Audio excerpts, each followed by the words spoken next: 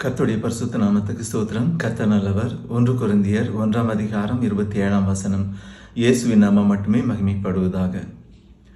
ஞானிகளை வெட்கப்படுத்தும்படி தேவன் உலகத்தில் பைத்தியமானவைகளை தெரிந்து கொண்டார்.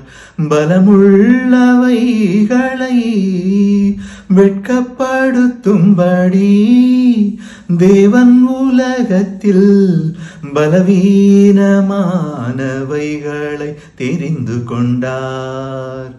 ஞானிகளை வெட்கப்படுத்தும்படி தேவன் உலகத்தில் பைத்தியமானவைகளை தெரிந்து கொண்டார்.